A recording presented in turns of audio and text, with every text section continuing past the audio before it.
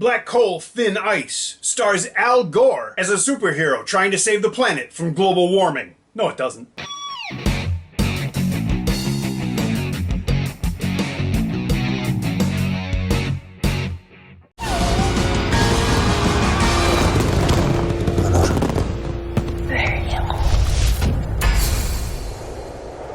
Hi, welcome to the Silver Spleen. My name is John Henry, and this is my review of Black Coal, Thin Ice. Dao Yinan is a screenwriter with some very interesting films to his credit. He wrote 1999's Shower, and has written all three of the feature films he's directed: 2003's Uniform, 2007's Night Train, and 2014's Black Coal, Thin Ice. I didn't see this film when it played in cinemas, and in retrospect, I really wish that I had. Although I don't review a lot of films from mainland China, I do watch some of them, and I enjoy quite a few. Oddly enough, my tastes in China film kind of run parallel to my tastes in like European or UK cinema. I really don't care for period dramas with the, big puffy costumes and people with all their teeth and all the flowery dialogue.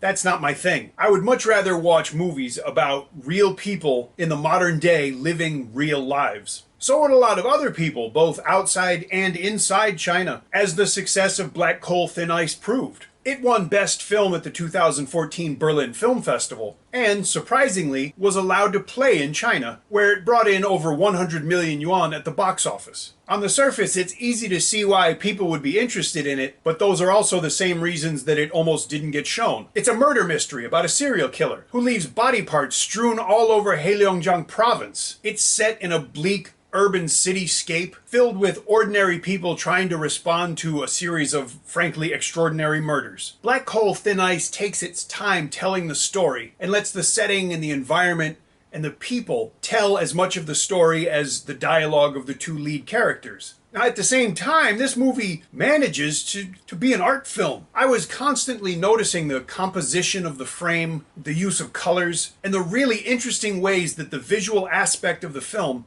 contributed to the story. Now, we all know I'm a barbarian, so when even I notice these things, they must be really, really good.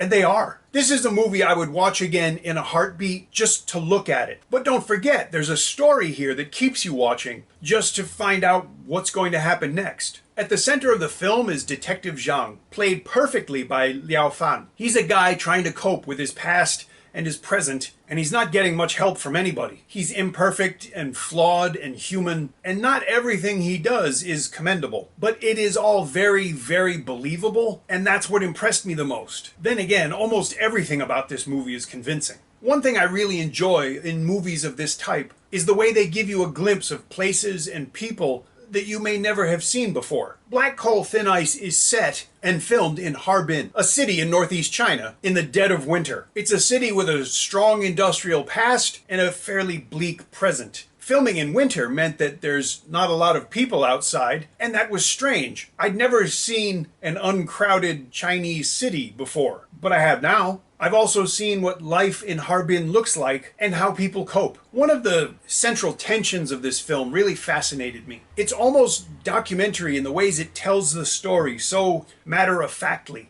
But at the same time, the cinematography is constantly creating this really beautiful artistic imagery. The tension between what's often happening or being said and the beauty with which it appears is really, really engaging. If more art movies were this watchable, I'd probably like them more. In fact, I only have one problem with this movie, and it's a small one, both literally and figuratively. The female lead in the film is played by Guilan Mei, a Taiwanese actress who, I will say, made a very valiant effort to play a woman from northeast China. But some of the people that I watched the film with said that her accent really wasn't very good. And the biggest problem I had with her playing the role is that she simply looked out of place. Winter in Harbin is cold. And in more than one scene, you see how people in Harbin eat, especially in the wintertime, because that's a natural defense against the cold. You eat more so that you have more, insulation. I mean, all the other women in this movie were actual locals, and they were much sturdier. Just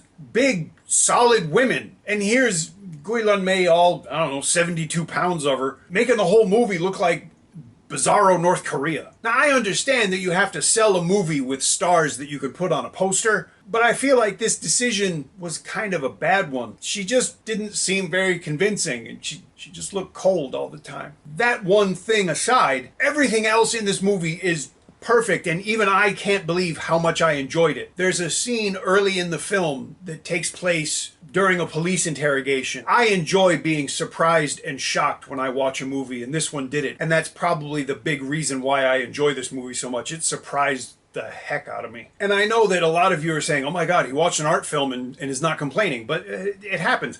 This movie has a story that you can follow, and I also like the way you get to see a place that you've probably never been. Most people don't even want to go to Harbin in the summer. They sure as hell don't want to go during the winter time. But this movie takes you there. And it's just such a remarkable film to watch because of the story, because of the great acting. It's just a really interesting film, and I strongly recommend everybody watches it. But I'm going to recommend that you do it by buying a DVD or even a Blu-ray and get a big TV and watch it in high definition. It's a gorgeous looking film, and that's the way you should watch it. Don't steal this movie, okay? Pay for the privilege of watching it like I did. Frankly, I bought a DVD, wasn't very expensive, but at least I did it. And as long as we're going to talk about money, please click on my Patreon page. For just $1 a month, I can finally get a chance to get inoculated against polio. And isn't that enough? Isn't it really? Please, just send me a little money. I don't know why I have to beg, but I do it. If you enjoyed my review, please let me know. And if you didn't, let me know. If you enjoy the channel, please subscribe. Thank you for watching. I'll see you again soon.